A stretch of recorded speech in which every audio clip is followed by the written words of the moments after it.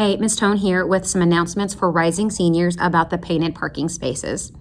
So painted parking spaces, it's a fundraiser through the PTSO, and it is $30 to paint your parking space, or $50 if you would like Art Club to help you either paint or design your parking space.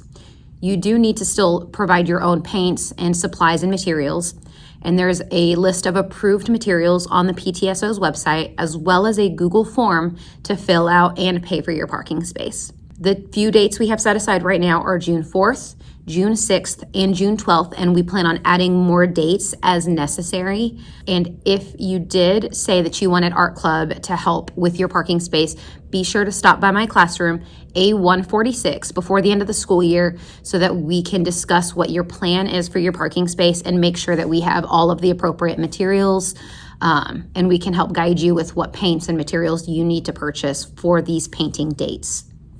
There will be a volleyball interest meeting in Mrs. Deadluck's room during Focus on Friday, May 20th. There's a bowling interest meeting on Monday, May 23rd after school. Congratulations to students Makir Thompson and Elizabeth Rhodes for being our latest Achieve 3000 winners. And also congratulations to teachers Mrs. Wallace, Mrs. Harris, and Miss Common. Electronic Gamers is canceled this week. Mount Juliet High School's boys basketball team joined West Elementary 5th graders this week for kickball, wiffle ball, basketball, and a Q&A session with each class. West students got to speak with high school players about middle and high school and what it takes to be a student athlete.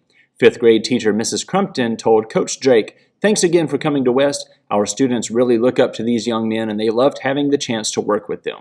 It was hot, yet I didn't hear any complaining from your boys. You should be very proud of them." BNN's spring coverage of the class of 2022 is sponsored by Missy Pyle with Benchmark Realty. Missy's desire to help others comes to life through her integrity, hard work, and dedication as a realtor. So if you're looking to buy or sell or just have questions about the market, call Missy Pyle with Benchmark Realty.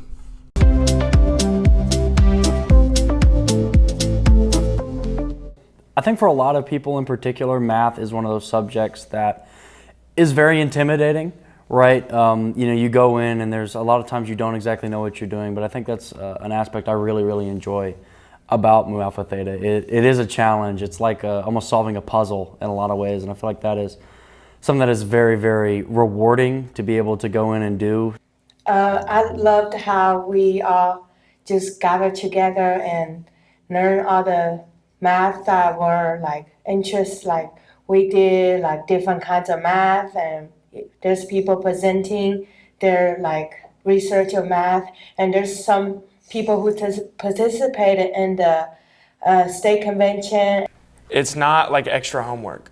It's Mu Alpha Theta. You go into it, you can apply yourself, and you can go to the state convention, and it's basically like taking tests with no repercussions. Like you're just seeing if you can do it, and that's what was so fun about it. Like that was the first time we've ever been, and so going to the state convention, we were all afraid that we were going to get destroyed in every single thing we did because everybody else was ready for it, and we had no idea what we were doing.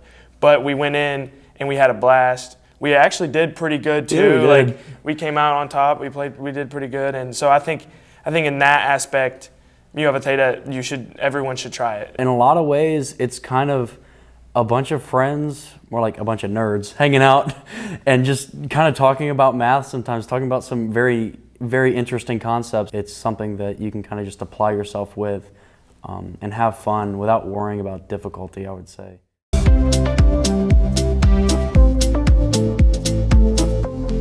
It's just genuinely an enjoyable activity, and you're just kind of with people that you grow, like, anytime you're doing something you enjoy doing with other people, you're going to grow close to those people. So that's sort of the environment that you get to look forward to. It's the last class of the day. That's also a bonus. I think for choir, people just think we only sing, but like yesterday we had a whole therapy session just for the entire class period, just talking about how we felt, not just pertaining to music, but personally. So not only in choir do you learn how to sing with one another and grow vocally, but you also grow as a person because you're learning other people and learning how to grow with them, not musically and emotionally. It just expands those expressions in a different way, and people tend to feel more with music than with words. Because it's fun and we're good at it. I mean, That too. we've definitely been trying to recover since the big Green Hill split.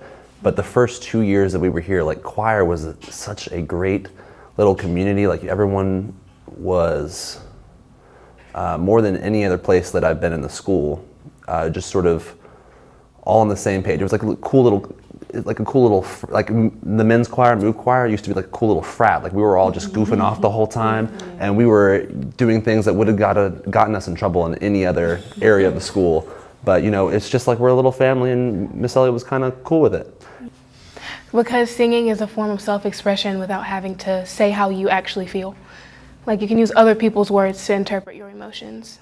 In Love Choir, it's also an outside club, and it's just really fun. That's how I met Carrington, and we just became best friends. And through that, we just learned to like know and get to know each other, and it's just a lot of fun. We got to complain a lot, but it was a lot of fun getting to know each other and like expressing each other's emotions.